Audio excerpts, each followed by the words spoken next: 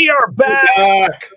It is episode 132 of the Metal Roundtable. I am Metal Rob, and with me as always is great Am I? Yes. Carcass John. Carcass John, and also continuing to be new and improved, Scott. Not Muddy related to Waters. Roger Waters. Wait, Not which related to, but he might be related to Muddy Waters. That's what my name says right now. But listen, kids, you are not here to listen to our stupid shit. Absolutely You are not. here because we have I am. on the show today. We have managed to track down the great Johnny Dee, man, of BRITNY. Hang on, let me see if I can get this right. World War III, There he is. WAYSTED, Mm-hmm. BRITNY Fox, DORO. Is that it? That's pretty much it on the well-known scale, I would say. Maybe not World War III, because that World War III gets confused with another World War III, which was LA-based one that had a major record out. But the World War III from Philly that I was in was definitely deserved of that, but never really achieved that. So yeah, you are correct, sir. Go Flyers. Awesome. Well, thank you so much. We know it's late over there. We appreciate you joining us. So I tracked you Wait, down. wait a minute. He keeps saying over there. Are you not on the continental United States? Are you in Europe or something? Yeah, I'm in Germany. Oh, okay. Awesome. Yep. But you're from Philadelphia, correct? Or at least that area? Yeah. That's where I grew up in. I grew up in Trenton, New Jersey, so I spent all my concert time in Philadelphia. Oh, right on. The Spectrum. Spectrum, Tower Theater, all those area, yep. Yeah, awesome, dude. Very cool. Well, thank you again for joining us. I was telling it, Johnny, before we hopped on here a minute ago. Of course, the day that I get to finally talk to someone for BRITNY Fox, two things. I have a zit the size of Texas right there. I don't know if you can see it or not. Hopefully not. Nope. Like a 15-year-old kid. That came up just yesterday. So awesome. And trimming an errant beard hair, I clipped my ear. So that's what happens the day I get to talk to somebody that I've been waiting to talk to. Well, I'm way. flattered by that. But you actually bled for me. That's pretty shed cool. blood for you, man. Right on. So I got to track you down through a mutual friend, Dean Kinney. How do you know Dean? Man.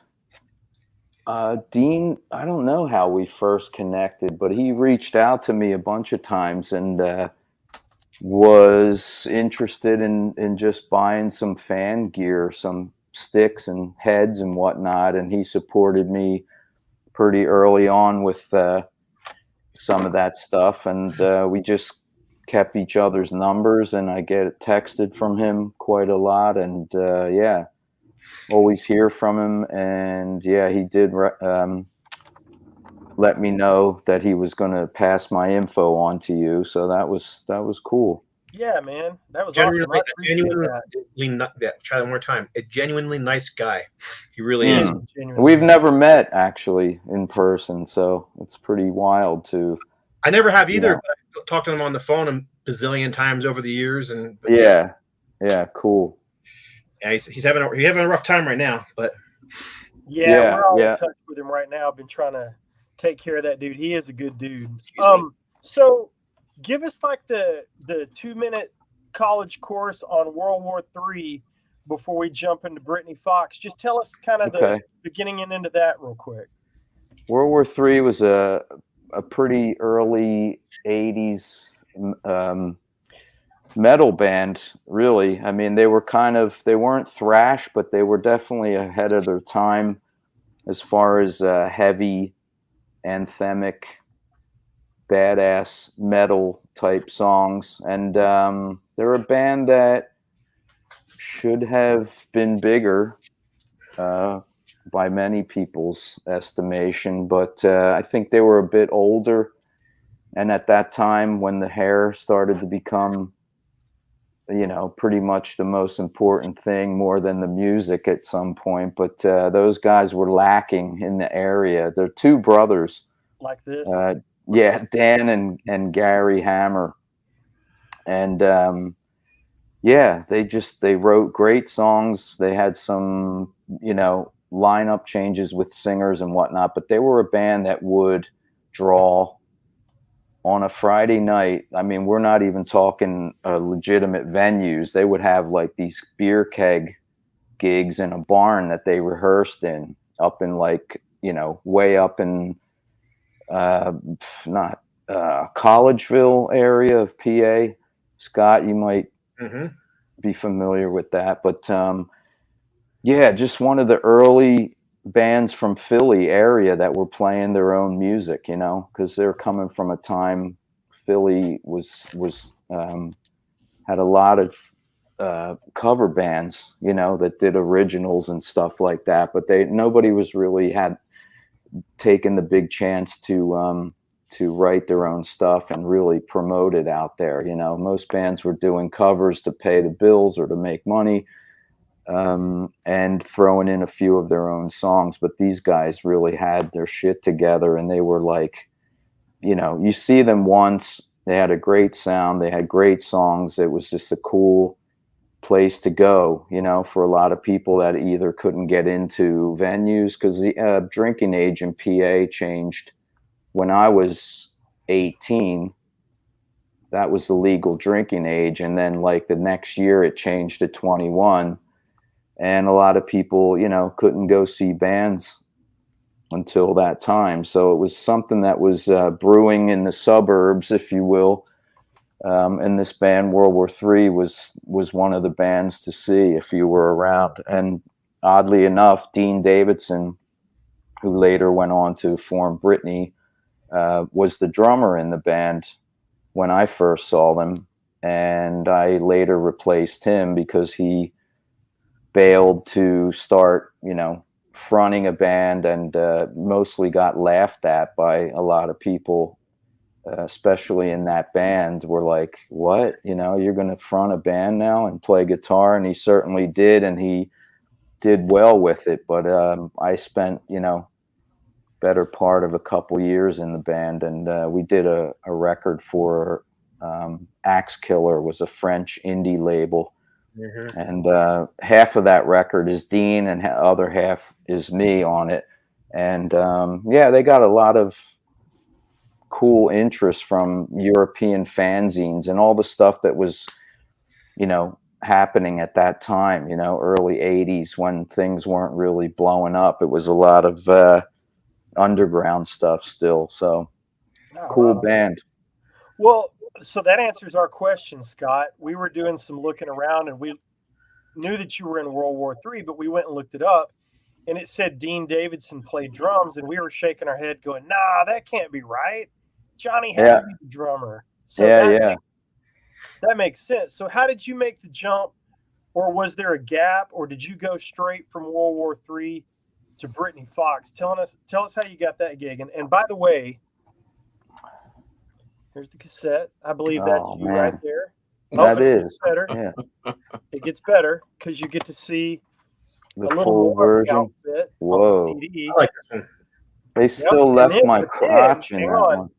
Oh, we get the pants. That's the deal for me, man. Oh yes, go. The paisley pants. The paisley pants. Yes. Yeah. Well, if you notice the front photo on the LP, the label wanted to airbrush my Johnson out. Oh. And I was like, are you kidding me? Like, it actually looks big for once, and you want to like completely take it out of the picture? Like, no fucking way, So luckily I won that battle. But yeah, the jump from World War III to Brittany was actually kind of, it was a little bit of time in between that. Although I had, obviously I knew the guys in the band already, but I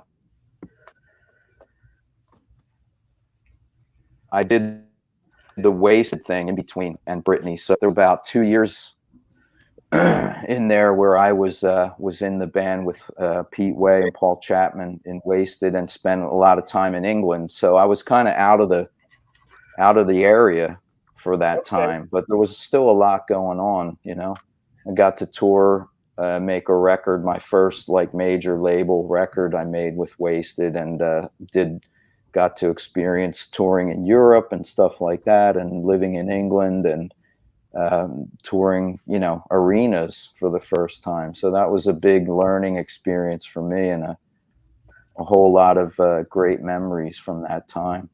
Cool. Which Wasted records did you do?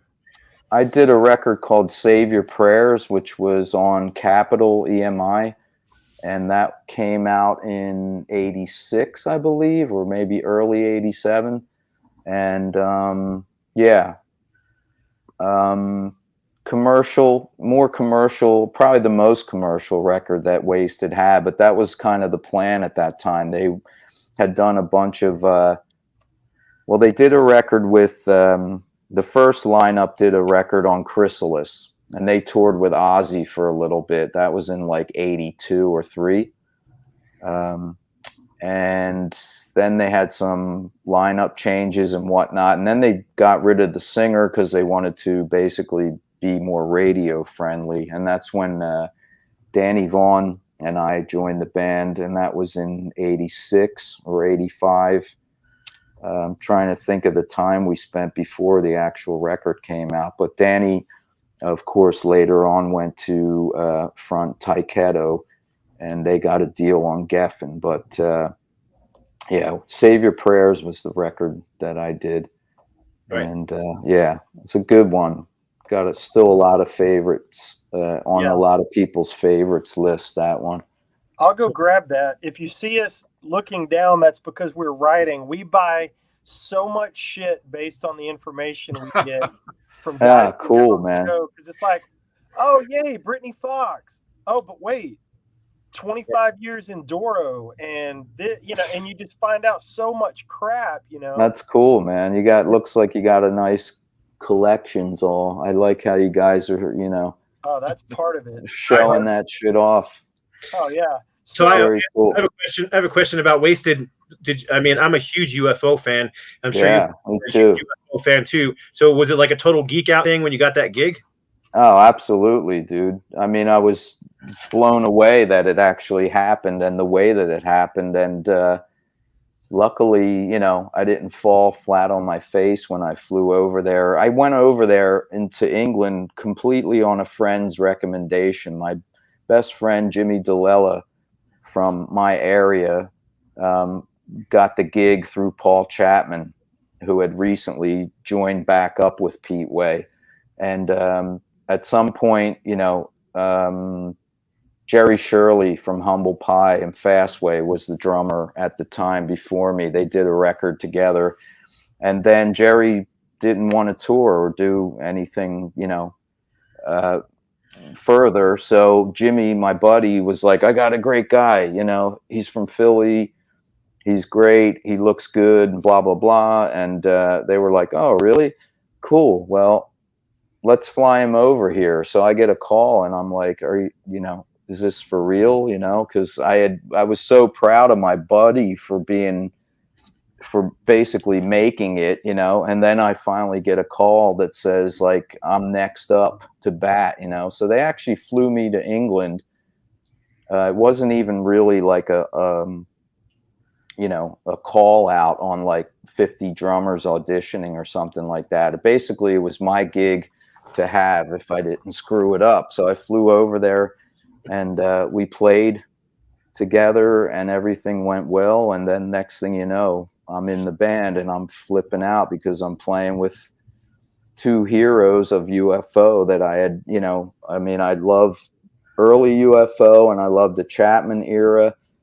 And to play with Pete and Paul at the same time was just a mind blower. And geeked out, but still trying to keep my cool to fit in. You know what I mean? So it was pretty amazing, man. So let me ask one more question about that. Yeah. I played in a band that I was that I loved, and I went in and filled in for their vocalist for a couple years.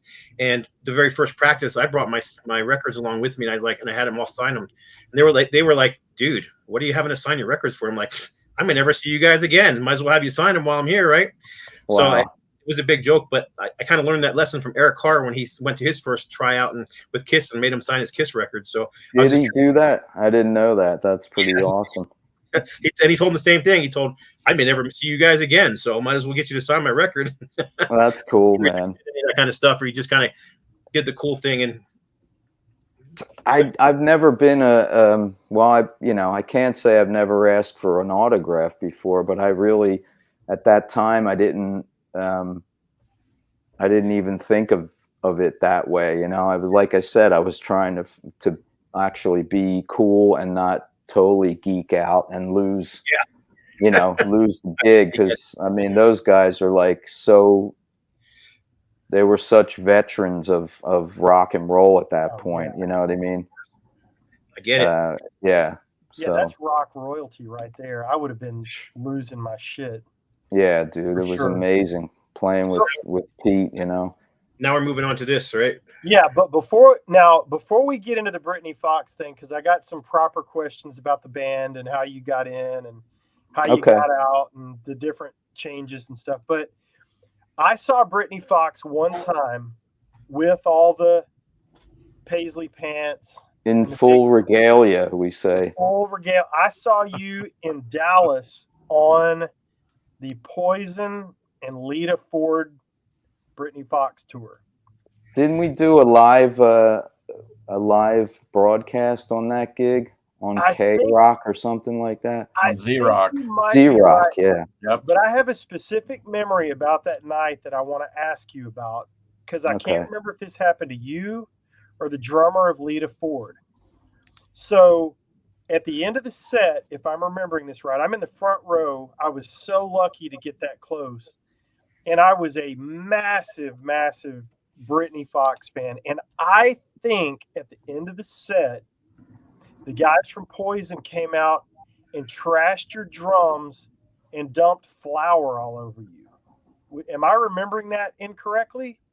You're half right, and you're half probably thinking of some of our video Save the Week, because I believe it was the last gig of the tour, and it was somewhere in like Oklahoma or somewhere. So, but this footage of that happening made it into our Save the Week video, and as far as I know, none of that happened in Dallas. But maybe there's some kind of.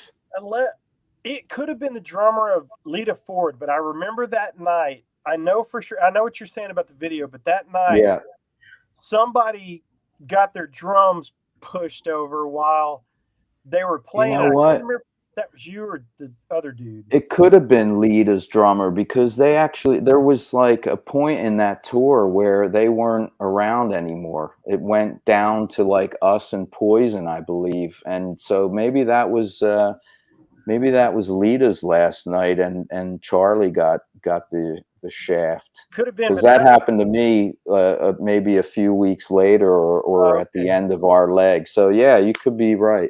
Yeah, I just remember something weird happening. So tell us how you got the Brittany Fox gig. Okay. Well, as I mentioned, Dean was drumming in World War III, so I already knew him from that time.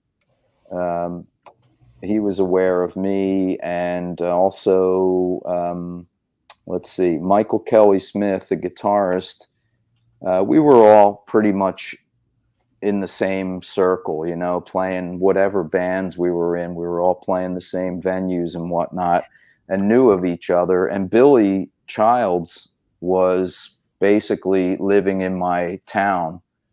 And he's like the first guy that I really, like the first serious musician that I really hooked up with and started to play with. Because one day, him and another dude, which were a couple years older than me, knocked on my parents' door and said, "Hey, we heard you play the drums and we need a drummer." And I was like, okay, you know, I'd just really been starting out and whatnot, and hadn't really been in a band that had played out or anything like that yet, except for like a battle of the bands in my high school and shit. So Billy, I knew Billy from, you know, from the basement days. I knew Michael, who had seen me at a venue, a club in Philly, and came up to me after a World War III gig and complimented me on my playing and wanted to play together at some point someday. And he was, I think, just out of Cinderella at that point.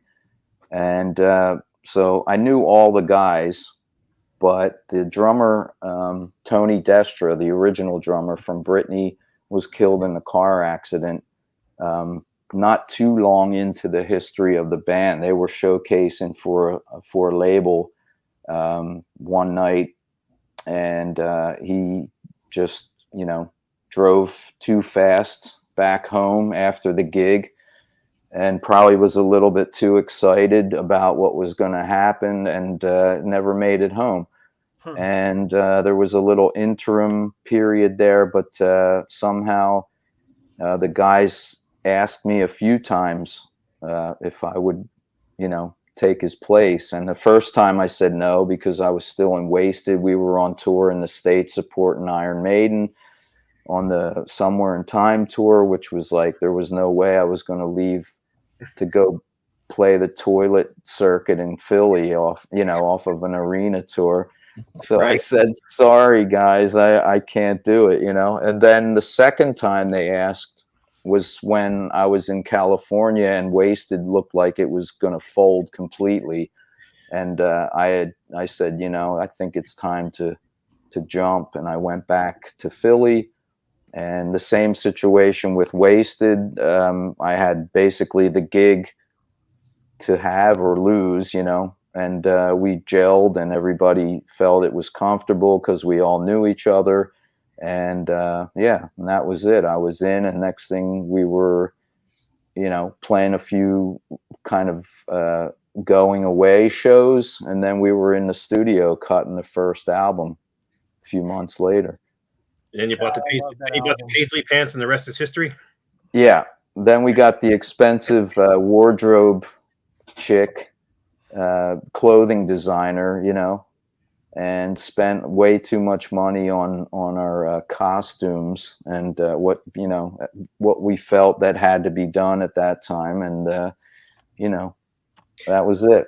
I know people kind of mock that whole look from back then, and I know a lot of musicians were like embarrassed of the way they looked back then. And yeah, we all looked like that back in the 80s. I had big hair in the 80s, but who cares? I mean, to me, it was just part of the showmanship, you know. I mean, it was a larger than life thing. So when you were some kid watching, or, you know, some 21-year-old watching these guys up on stage all dressed up like that, it was a show. It wasn't, you know, it wasn't Nirvana standing on stage staring at their sneakers.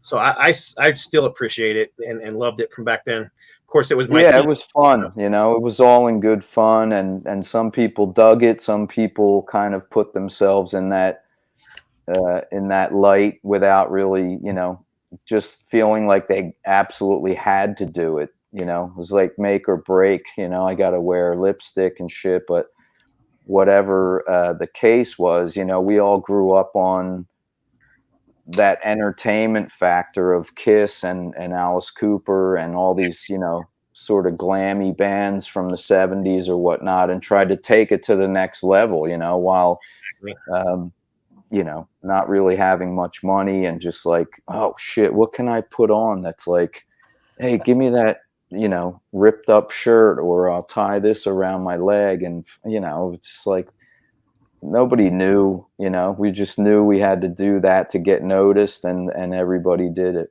I mean, this is not that far off from what Steven Tyler was doing in the 70s, you know. Not really. I mean, you know, we weren't the first ones to wear frilly shirts, that's for sure. But, you know, the fact that Dean came up with this name and image, and it kind of all sort of tied together, and it was something, one little, you know, minuscule thing that set us apart from the rest of the 8 billion bands at the time. So that was pretty much, you know, what we needed to do. And Yeah, sure. It was ridiculous and over the top, but you know, if we looked normal, we probably wouldn't have got a second look, you know? Right. I thought it was great. I'm like Scott. I like the big showmanship. I liked everything about it. Well, So can I just interject something too? yeah, Because yeah. I mean, Johnny Dee doesn't look like a guy from Brittany Fox, and so when he popped on this morning, I'm like, or this afternoon, I'm just like, really?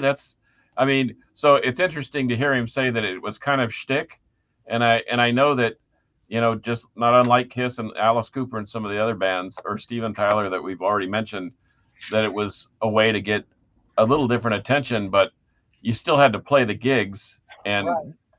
I think that the fact that you attract the attention and then you can actually play, that's what really got people interested, I think, because uh, growing up, I went to school out west and we would road trip to LA all the time, and it was like every night there were guys that tried to look like Brittany Fox or Motley Crue or Guns N' Roses or whatever, Yeah. and they didn't succeed because, well, I didn't care what they really looked like. I just want to know if they could play, because that wasn't really my cup of tea, or my brand of metal, as Poser Mark and Houston will say. But I always admired the bands that actually could play, and that was one thing that Brittany Fox, those dudes you guys could actually play. So it's interesting to hear though that it was more shtick, but I understand it now. Yeah. Now that I'm a little more advanced than I was back then. I was a little more primal back in my earlier life. Absolutely. And on the other hand, I mean, there was people that could play, you know, circles around anything that we did. I mean, we were basically a very, you know, basic type of rock, you know, and there's these guys that just were coming out of the Guitar Institute and shit and just could play like a billion notes per second, which is kind of like very popular even right now. But these dudes were like supreme musicians and still not getting noticed unless they teased their hair up and did everything. You know, it was just sort of the trend. Yep. And I always go back to this one where it was like Ozzy looked like Liberace, because, you know, he even felt like, I've got to outdo Motley Crue now. You know, I look like I woke up in a dumpster in the 70s, so now I've got to wear like a you know, a sequin long jacket and tease my hair up and have some bling on the microphone. And so, I mean, it's just like to the most ridiculous point, you know. Even the bigger artists kind of fell into that trap in a way. But you know, it was certainly was fun. And being able to play a million notes is one thing, but can you write a hook in a song? There you go. That was what I was going to say. That's what this is, man. This is hooks and songs for days. And sometimes the sum of the parts is better than an individual performance, as you probably already know. Yeah. And it helps to have a good vibe. And like Rob said, you know, can you write a hook and a killer riff that people are still humming? Right. And but anyway. Yeah. Well, I think so we go through the first album. Yeah. This thing has got some hits on it, man. Killer videos, Whirlwind. I can't even imagine, because it seems to me like it just took off like a rocket. So did that last through Boys in Heat too, or did it kind of come back down to earth, or what? Because I'm curious about this era between the two records.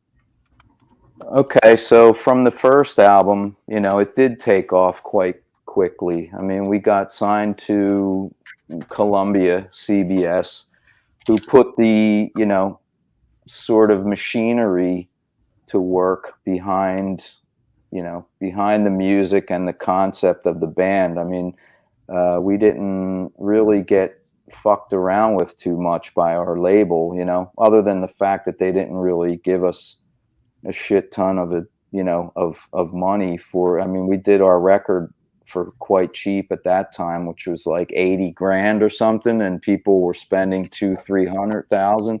Wow. You did the first record for 80 grand? Yeah. Wow. And Yeah, it was this local Philly, studio. We went in, we had all the songs like dialed, they've been played 1,000 times. It wasn't like, somebody was going to come in and rewrite everything. It was pretty much all laid out, ready to go. So in that sense, we were lucky. We did it really quickly, cheap. And they, like I said, put the machinery behind it and blew it up. We had a killer fan base who called MTV every day religiously, and got our video into the top 10 dial MTV thing. And then it just started to grow balls from that point on. And we rode that wave as far as possible. We got to 800,000 records. We got a gold record. We were 200,000 away from platinum, and the label decides that they want us to get off the road and make another record. And I always feel like that was the most ridiculous call ever, because we could have definitely done platinum, I think, with another good song. But anyway, so that brought us back down to writing or putting together the second album, which Dean had a load of songs already ready to go. He was constantly writing on the road when we were out on the first record, and all we had to do was find a producer and pick 10 or so songs to do the next record. But something was happening within the band. I mean, from the success that we had, we started to really like implode a bit. Dean kind of got the lead singer disease quite early on and started to really like, I mean, even earlier, he was basically just talking about himself in every interview. And it was like, dude, your name is on the record. We know who writes the songs and whatnot. You're the singer. Like, you don't really need to like keep, expanding on that concept. Like, let's keep things like, in a team format and kind of like, talk about the band and blah, blah, blah. But, so we were, constantly fighting that issue. And so when we started to talk to producers and the A&R guy about doing the second record, there was a little bit of a, I guess just disagreement as far as direction. And Dean wanted to immediately drop the image from the first album. He's like, fuck that, enough of that shit. I'm going to come out in jeans and a t-shirt and, no more whatever shit we got from the first image, in the press or whatever it may have been. It was like, okay, we're going to stop that. We're going to do this now. And it was like, dude, like, why do you want to change what we did with, people like it? Let's go with it. You know what I mean? And so started to have those kind of run-ins. And yeah, so we went in, tried to make a record under this sort of cloud. And yeah, luckily we did, and we had some good tunes on the second album, but I think we made too much of a record, maybe a few extra songs, a couple could have been cut off and kept it more concise. But these are all things that I look back in hindsight about, and I wonder, what if? Right. But really, we felt good about the second record, and we did what we could with the shit that we were, was thrown at us. We were starting to have more discussions with the label about what we should do and this, and we were used to just doing what we did on the first album, and then all of a sudden, because of the success we had to, kind of walk on eggshells a bit with the label. So you start to like give them what they want as opposed to what you want. And that's where things got weird, and at that time, we just didn't have a strong enough start with the second album. Standing in the Shadows as a video single didn't really do anything. We went to Europe with Alice Cooper and toured in Europe. So we were away from America for a bit, losing a little momentum. And then we got a good bit of news while we were in Europe. We learned that we were going to go out with Kiss on the Hot in the Shade tour. And we were psyched about that because we knew that would help the record jump up and stuff. And yeah, not even very long after the fact, it was like, hey guys, Kiss is postponing their tour. We're going to have to do something else. You know, we ended up going out with Joan Jett for a bit and playing some college rooms and doing some headline club shows, you know, and I feel like that was a momentum killer as well. But yeah, the record just never really had a chance, you know. Dream On video came out, completely different format, MTV. Okay, now we want black and white videos and stories and this and that. And it was like, okay, we have a good song for that. Let's do Dream On. And, you know, got a good bunch of feedback on that. And we actually started to get some ads at radio, which helped a lot. And, but yeah, sadly, things were really going in the dumper with the band personality wise, and the ability to kind of communicate and work together was getting really, really tough. And that's about when the whole thing kind of shit the bed, so to speak. So how did actually have a single for Dream On? I forgot I even had it when I was digging all the stuff out. Is that a single CD? Yeah, it's a Dream On single. Yeah, it's a Dream On single. Yeah, it's got some remixed version on there. Okay, yeah, that had some potential, man. How did you guys come to part ways with Dean? Well, it was a slow process, painful as well. But the real shit kicker was we were on tour. We were headlining clubs, like I said, and we had a short break. So we went home for a little break. And when we came back to start again, it was like really, really, you know, unbearable. Like Dean came back with such an attitude and such a, you know, just, I don't even know what it was, but he had something on his mind and he was like ready to, you know, to kill. And so we didn't even play the first gig of this second leg of the tour because he flipped out, and we called our manager like, look, dude, Dean's losing his shit. We need to like get a meeting here and see if we can like get this thing back on track. So we had this meeting in a hotel on a day off, and Dean basically said like, I've fucking had it with all of you and all of this, and I'm leaving. And we were like completely shocked, you know. I mean, we knew shit was bad, but we had a record out, we had a tour going, and it was like, what, you know. And come to find that he, during the previous weeks or months, had been putting a band together behind our backs and planning this sort of you know, leaving the band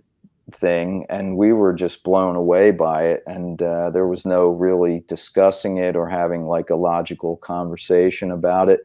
And yeah, so that night he said, I'm leaving, and he did. He got on a bus or a train like back to Philly, and that was that. And you know, probably the next day he went to work with his new lineup, you know, which became Black Eyed Susan. And yeah, and so we were all standing around like, what the fuck just happened? What do we do now? And it took us a while to really get our bearings after that. You know, it was quite a shocker.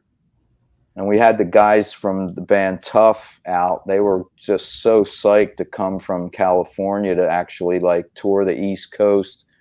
And they were like chomping at the bit to open for us, you know, and they went through all this shit to come out there, and they never even got to play a gig, man. I felt so bad for those guys, but it was just like, what, you know, like, yeah, dudes, we're here, man. Fucking what? Dean quit the band. And it was like, whoa, man, this is just crazy shit. So, Yep. so that explains that. So as quick as we just hit the peak, and I always thought he got kicked out. I didn't know. No, I mean, he pretty much, removed himself from his own band. He basically said, fuck you and fuck the name. I don't even want it. I'm out of here. I'm going to do something on my own. And that was it. So, yeah. Bite the hand that feeds you, eh? And yeah. And then we want, I don't want to stay on BRITNY. I love BRITNY Fox, but I know I want to talk about some DORO stuff too. And we've kept you for a while. So quickly, you get Tommy in the band, make a great record. How was that? Yeah, that was great. I mean, it was a shitty time, but it was also a great time because we had a completely new vibe in the band. We had a new guy that instead of, bitching about us or whatever, telling us what to do, we could actually, like, the four of us put our heads together and talk about what we wanted to do, so that is definitely a band record and something that came together, organically with a new guy who had shitloads of potential and a voice that could, break glass or whatever. And, so we just went and lived in a house together and wrote music, demoed stuff, and got ready to make a record, but we lost our option with CBS. So luckily East West Atlantic picked us up and said they would do a deal, and we put out Bite Down Hard.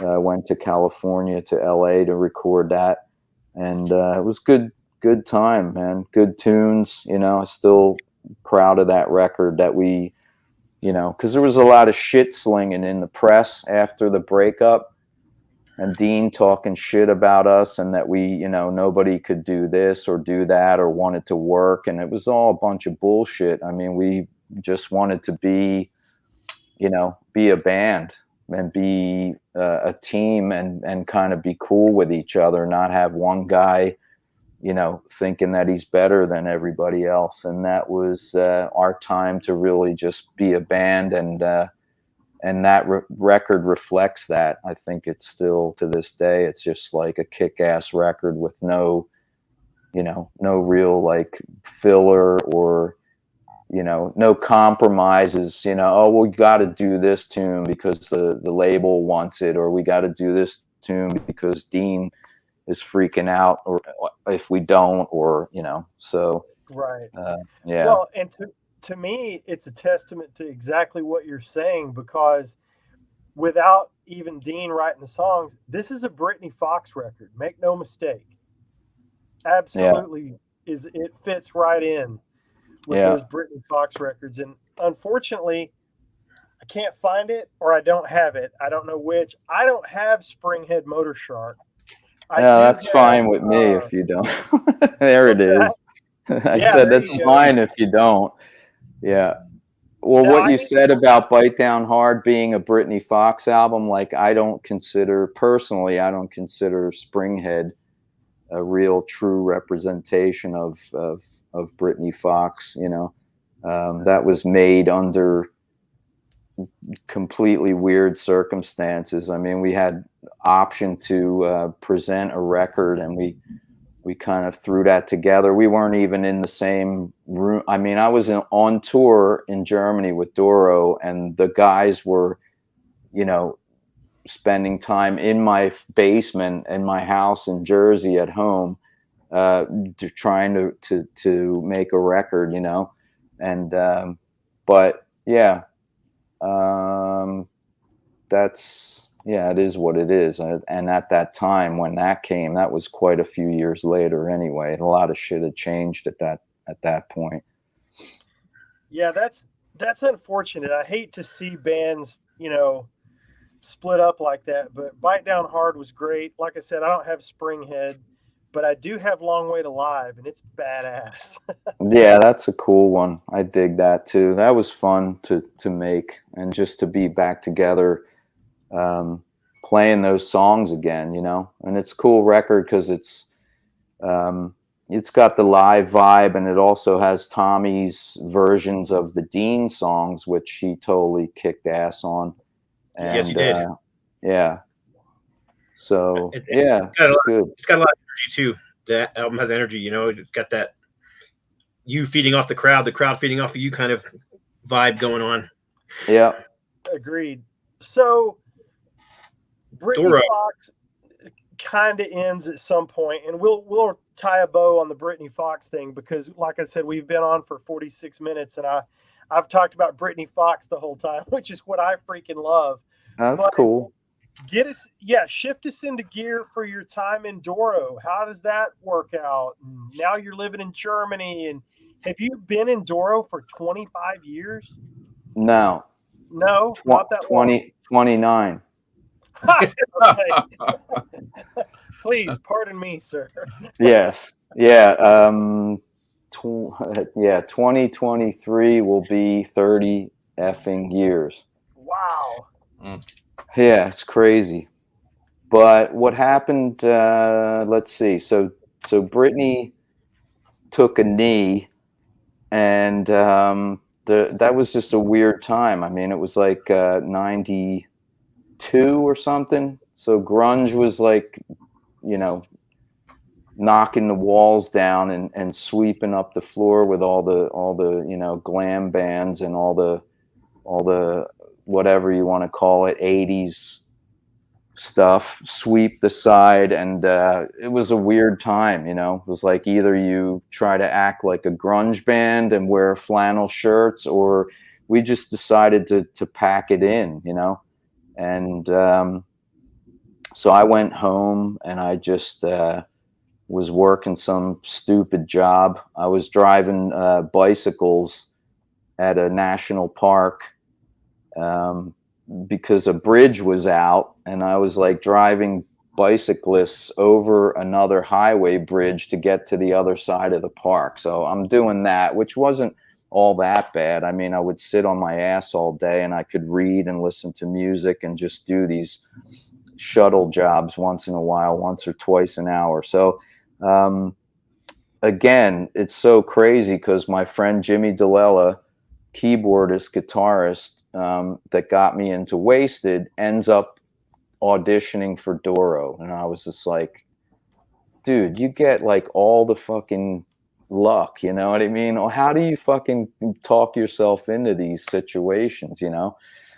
And so DORO had lived in Manhattan for years, since Warlock, and she really fell in love with New York City, and she fell in love with the American dream and the musicians that were in New York and working with American people, and she just started hiring American musicians for her bands, you know, when Warlock broke up. So Nick Douglas, who also was way longer in the band than me, probably another 3-4 years longer than me, got the gig.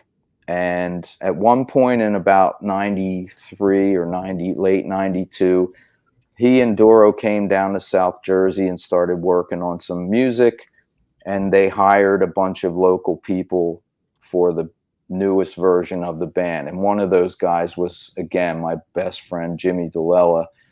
And so here I watch him go to Germany and do these gigs with DORO, and I was like, this is great, very cool, you know. And I was kind of waiting, like, what's going to be my next thing, you know.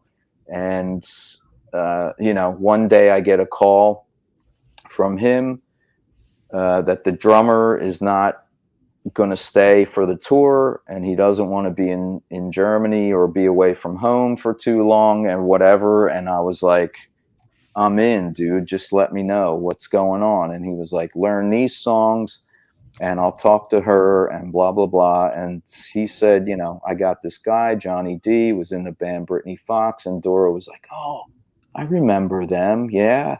you know, we had the videos on during the All We Are period of MTV. So we kind of were both on MTV at the same time. And she was like, yeah, let's check him out. So she came to Philly with her manager, and we all got together. At that point, it was, 4 Americans, all from the East Coast, Philly and Jersey, and her. So I played with them that day.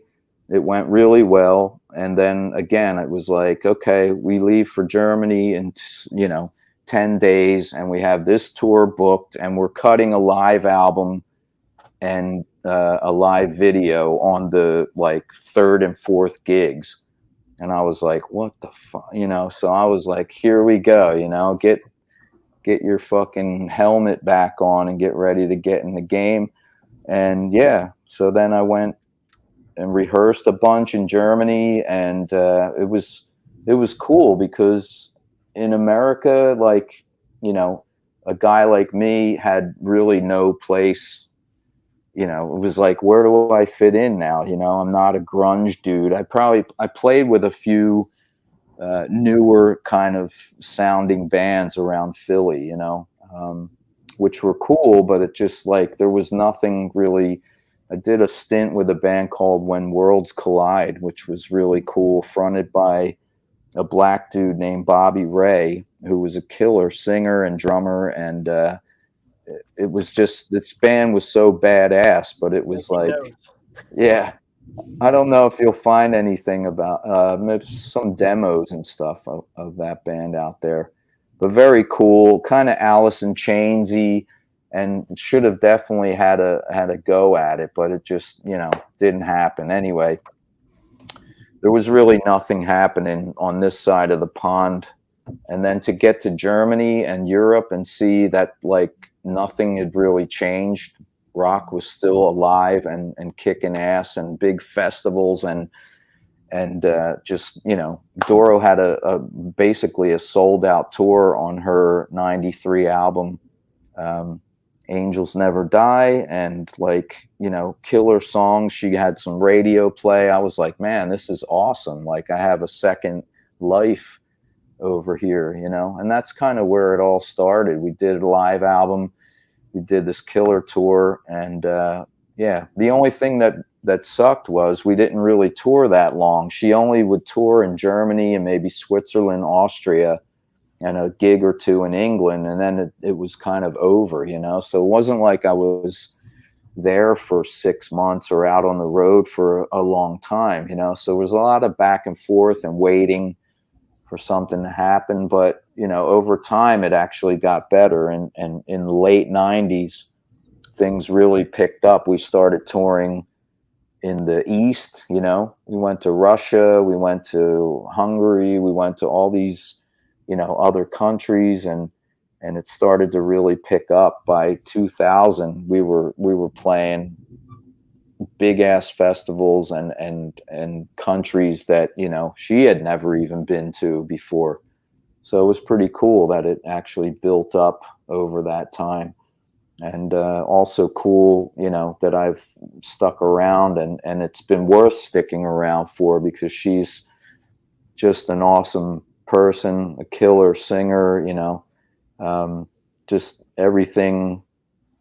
It wasn't like a band trying to, all fight for the same amount of recognition or so. Like, it's DORO, it's her thing, and you're supporting that. And I felt cool with that, because I know my place, and and it was a different thing for me to not be in like an equal partnership band. But I learned a lot of stuff of how to support an artist, how to play sort of differently, where you have like dynamics and things, like a ballad after a full out double bass song and stuff like that, which BRITNY was kind of like rock and roll, every song the same volume and tempo.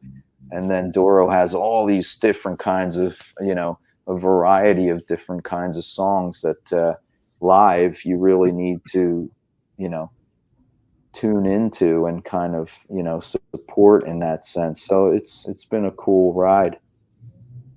That is awesome. So we've got about 4 minutes, but what, gosh, that I'm still blown away that I'm talking to the dude from BRITNY Fox. I can't Settle down. I know. I won't sleep tonight. I'm 52 years old. Do me a favor, dude. Don't cut another ear off. Yeah. No, I know. Right? Yeah, Van Gogh. Is that what Yeah. you were really trying to do? You're trying to show Johnny how much you're dedicated to the BRITNY Fox thing, and you're trying to cut your ear off. Here, so he's the one that might cut his ear off. But one, before you go, I want to ask you, so what's coming up for Johnny Dee? What have you got in the works? What's happening this year? Well, I've been a dad for my son just turned 3. So I spent, you know, the entire Corona time watching this little thing grow and just loving the shit out of that.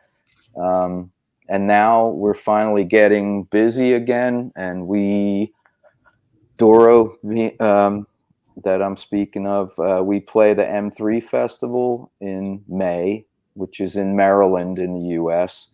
We haven't been to the States for over 2 years. And then we have a German sort of European swing for the rest of May, and all summer long is going to be the usual festivals, Hellfest, Barcelona Rock Fest. I mean, all over Europe we'll be doing some festivals with some killer bands and lineups. And and DORO's always writing new material, probably be some recording in the summer and then another record.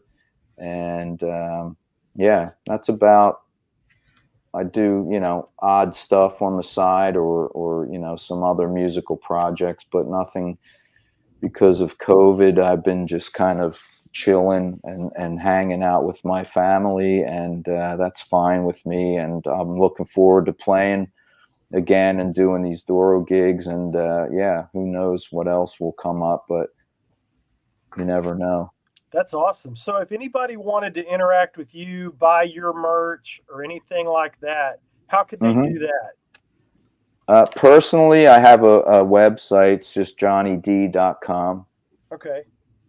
JOHNNYDEE. And yeah, anywhere, Facebook, Instagram, Twitter.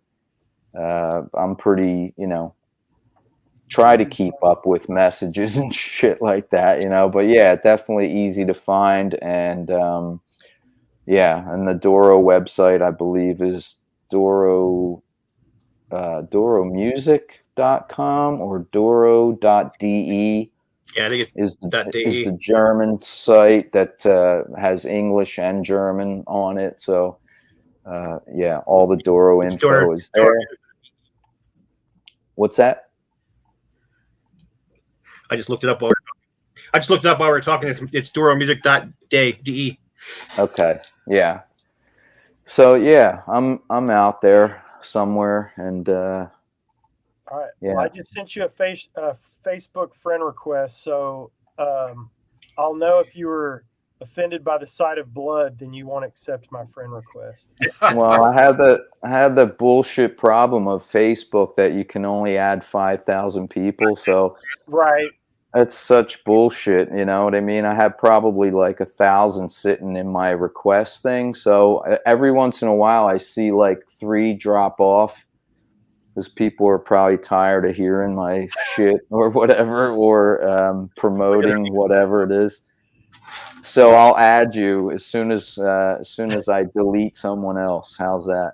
I'll go on a campaign to get some people off there so I can make the cut. All right, cool. Yeah.